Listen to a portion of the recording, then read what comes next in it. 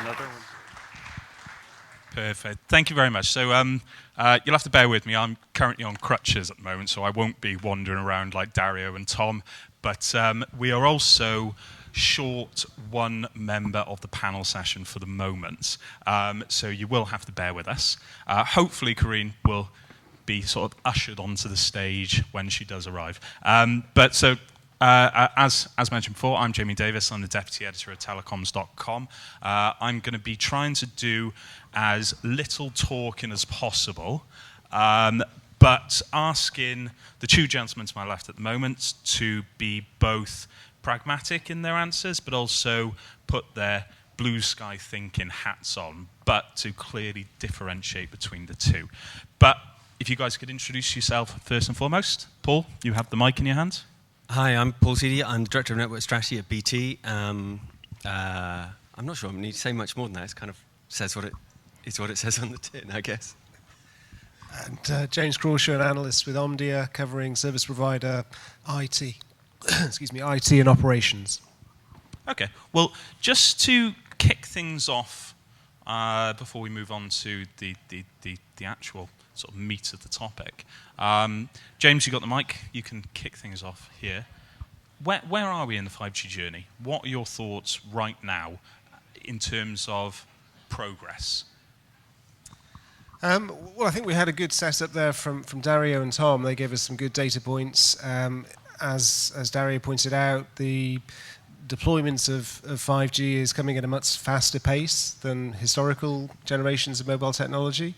It's being led by the chipset makers. They've launched their devices much more quickly than with previous generations. That's led to handsets being available and hence the fast consumer uptake. I think the other points we talked about, or the overall theme of this panel was about the early lessons. And there are sort of two markets that I've looked at a little bit, not in huge detail, but tried to follow what's been going on in South Korea, as Dario referred to, but also in the US market, which has been really for the first time at the sort of the vanguard of this new 5G deployment. And what we have seen in South Korea is a little bit disappointing, frankly, in terms of the impact on the overall financial performance of the operators. Dario says that it's arrested a decline in ARPU, which I suppose is a positive spin on things, but it hasn't led to any sort of significant increase in ARPU or revenue for the operators thus far. And I think that reflects a very competitive market where the operators don't feel that they can charge a premium for it, and to some extent, the consumers have been a little bit underwhelmed by some reports of the early 5G services in Korea. In North America, I mean, just let me interrupt there. Yeah. I mean, is the immediate progress so far somewhat of a false sense of security? Is it a sort of is it misleading, and are we going to find that there's a sudden increase in revenues further down the road? Potentially, if some of these new platform-type business models are enabled, if the operators are able to tap into an ecosystem of developers using their platform to launch new value-added services, then yes. But that still is quite sort of blue sky thinking. Perhaps I'll let Paul chip in there with his blue sky thinking hat on. So where are we now? I'd say we're at the end of the beginning of 5G.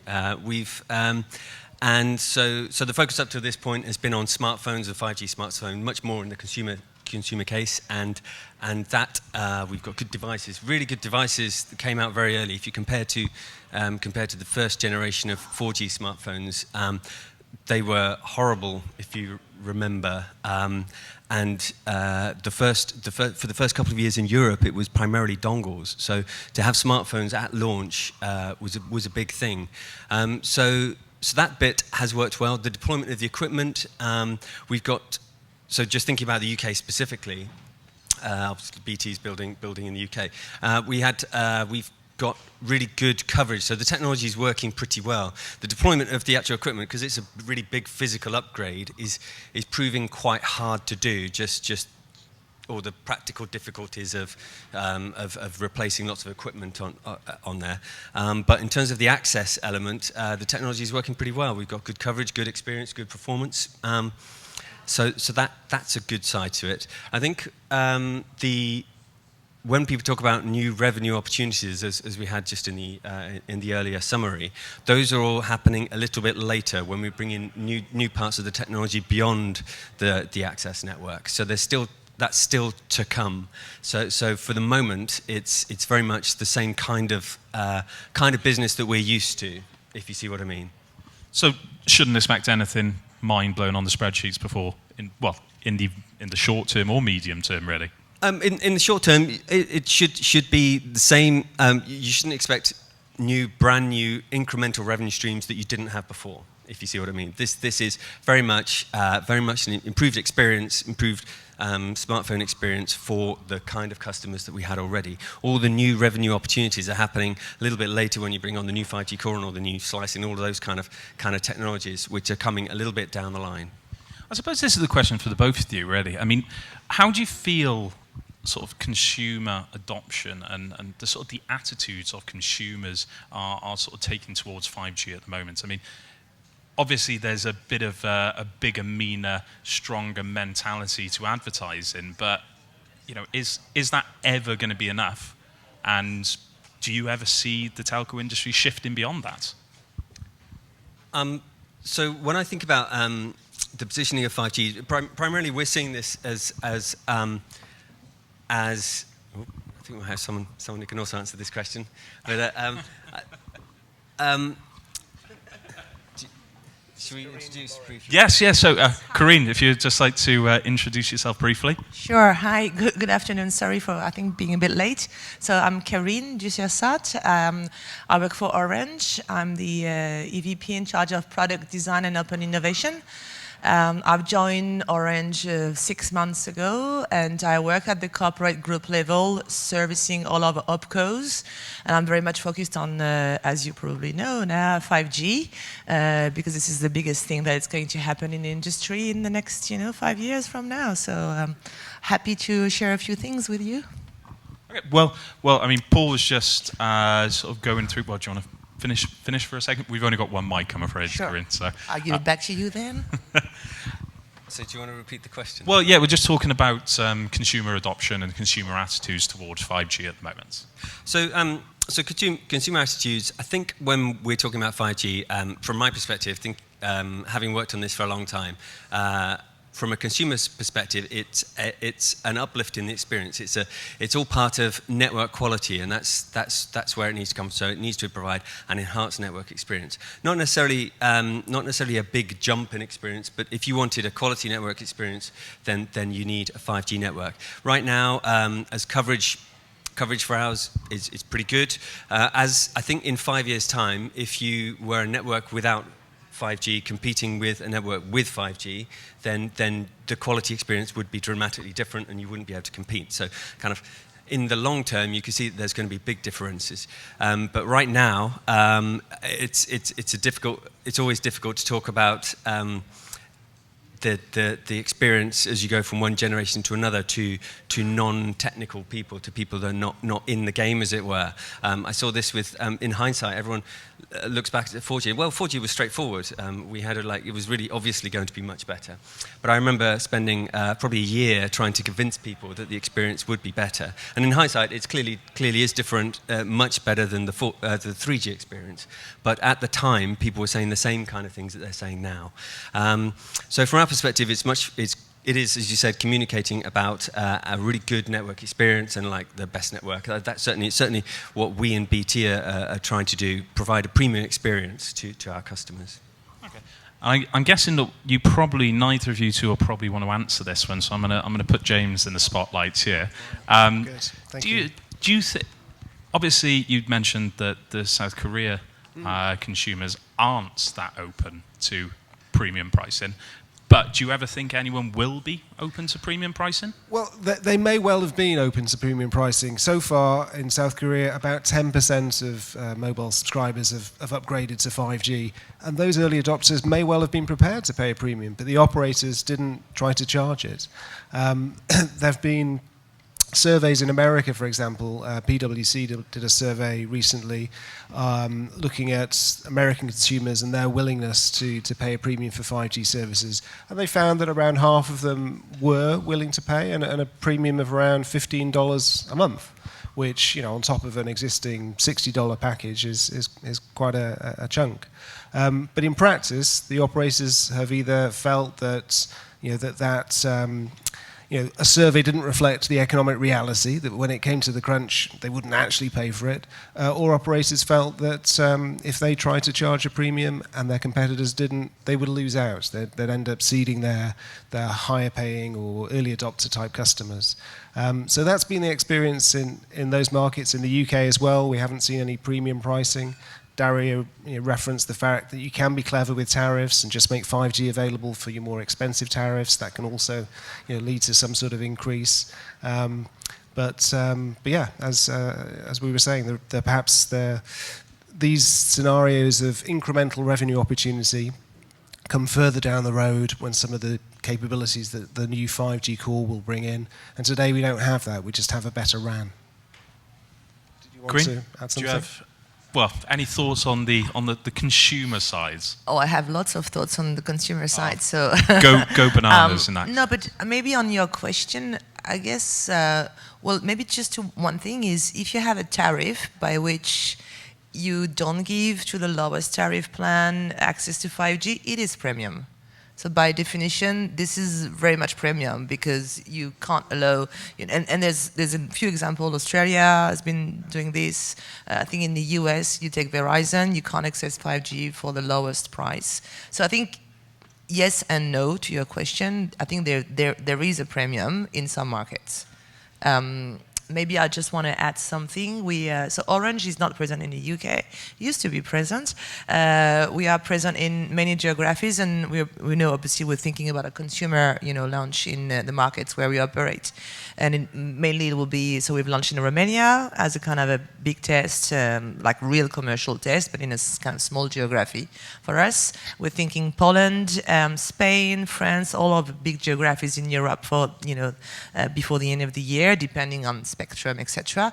And we've asked our customer, and we've got them ask the market about tariffs and perception about 5G. We've got two good news. The first one is the level of awareness of 5G is very high, and we haven't really done anything. I mean, Orange, we haven't invested, money, etc. It's all about, media, PR, and the rest of, the industry has made the job for us, which is kind of nice when you're a marketer, because it costs a lot of money. So high level of awareness. And the second thing is 2/3 of our customers expect that tariff will be higher.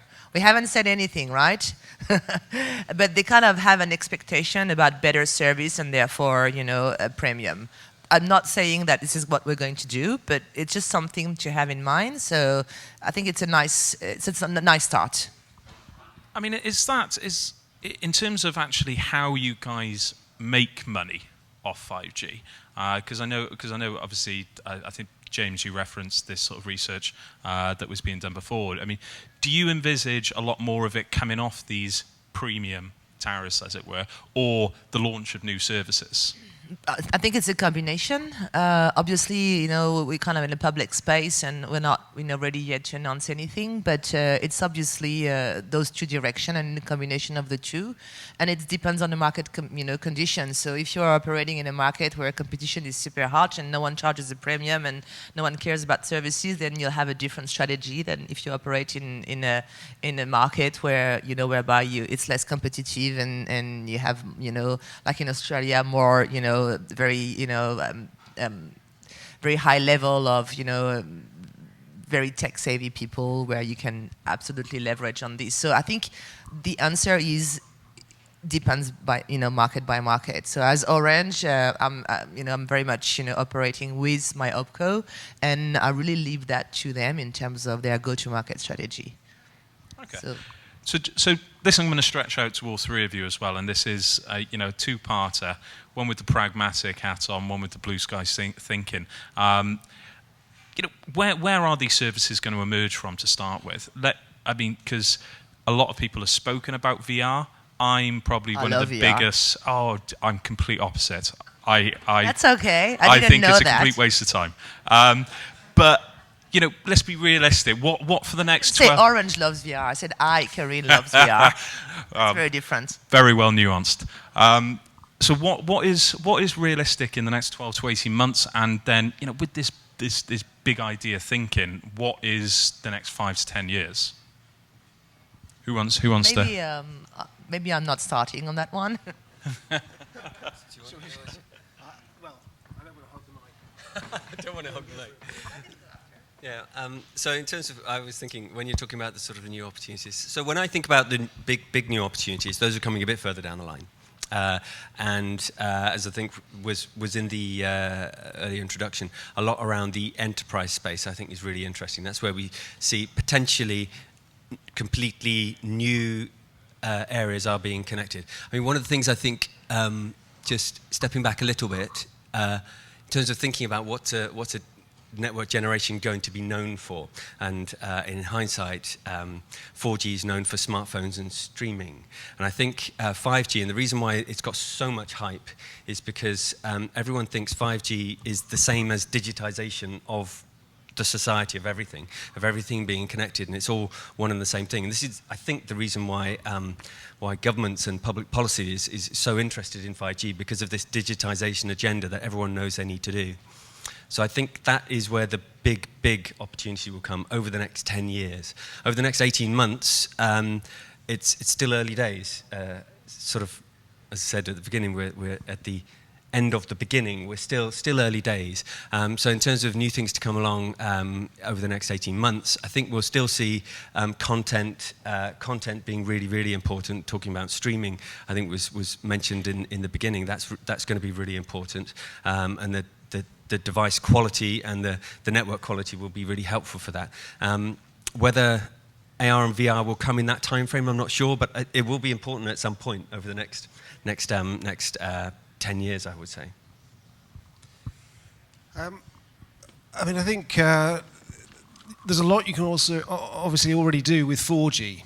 And so when it comes to thinking of new applications for enterprise and industry, the first thing I ask is, well, why can't we already do this with 4G? So there has to be something different about the application that takes advantage of something that 5G brings, whether it be the ultra-low latency or the faster data rates, or an increased level of efficiency, that you can deliver this service much more cost effectively than you could do with 4G or previous generations. So that, I guess it will be manufacturing was the key vertical that Tom presented in his slide as the biggest opportunity. I think other applications that are perhaps outdoors, that require a not a broadcast service, but a service unlike what you can get indoors with a wireless LAN. So that's what you'd need to look at, applications like perhaps mining, agriculture, smart cities, where you need connectivity in a wide area that can't be delivered with other comparable technologies like Wi-Fi, and can't be done as cheaply with 4G. So I think there isn't going to be one killer app, obviously. It's going to be lots of things that are already bubbling away, aren't cost effective today, but suddenly become so, perhaps in 5 years' time, as 5G matures and devices, chipsets, etc., become a lot cheaper. Well, just maybe one comment. So it's my personal experience about VR, obviously, and I think VR is just a technology. So then you need to be, just put your hat as a good marketer and think about the clusters of customer you want to, think about. So music lovers, gamers lovers, etc. And then I'm not, it's not a telco thing, right? There are lots of companies, especially in the US, studios, etc. They are investing massively into, what the next cinema experience will be, etc. So it's a fact, right? It's not a telco industry related thing. That said, our customer at the telco, they have some of them, most of them, especially at Orange, they have fiber. So think about a world in a few years where they will have this VR experience because of fiber and because others have pushed VR as a new experience for music, for sports.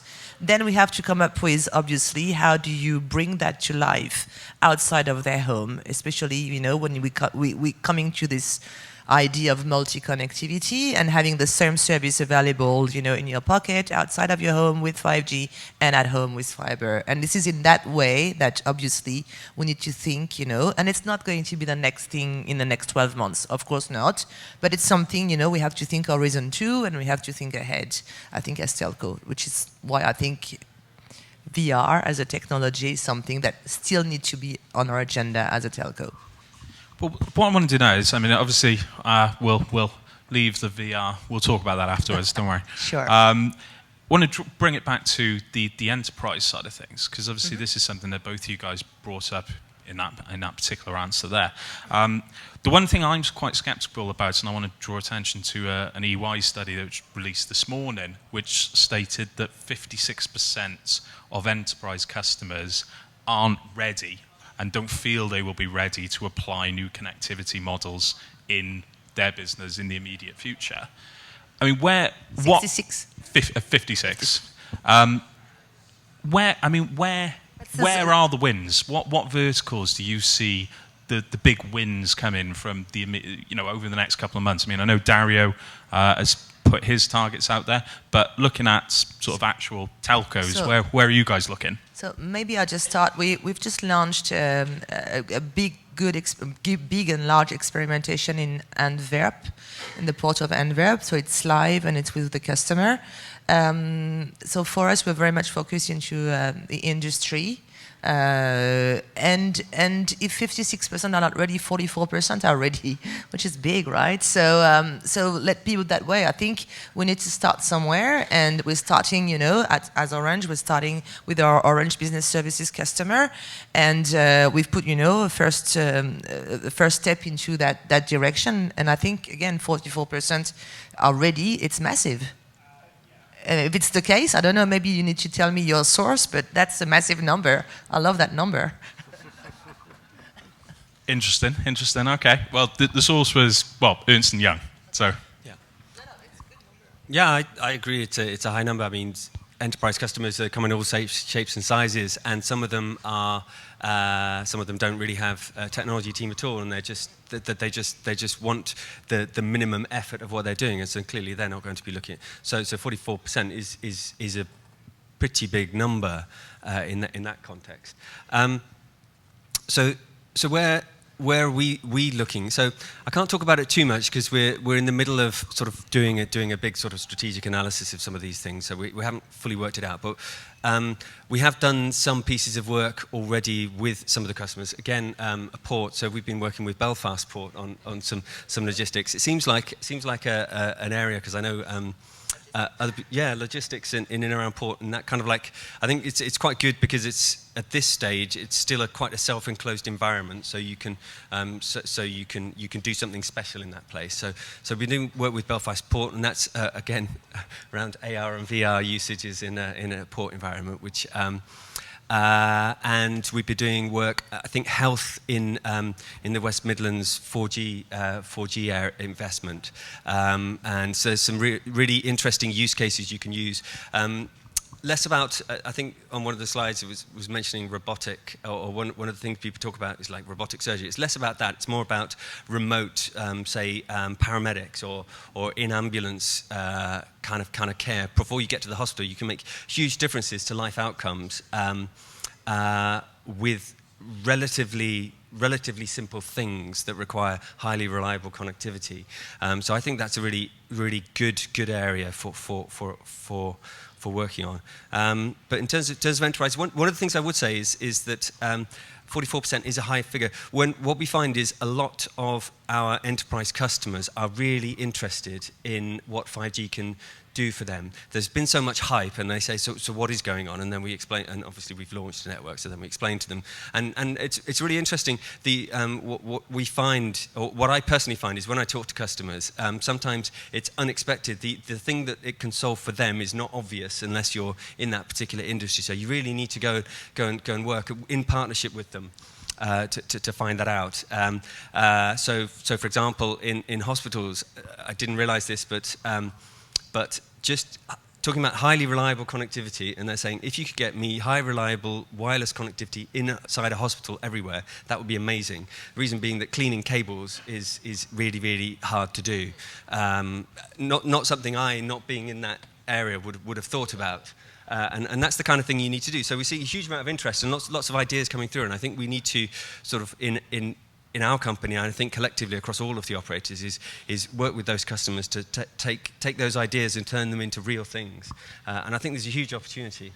I mean, we're being ushered along slightly, so I'm gonna sort of just prompt one follow-up on top of that as well, because you talk about obviously individual skills for individual verticals, and the telcos, let's be completely honest, you can't do it all on your own, and you can't be a specialist in every area. So is there momentum in the startup and the partner community at the moment? I mean, is this spread evenly across the verticals, or are there sort of ecosystems which are accelerating faster than others?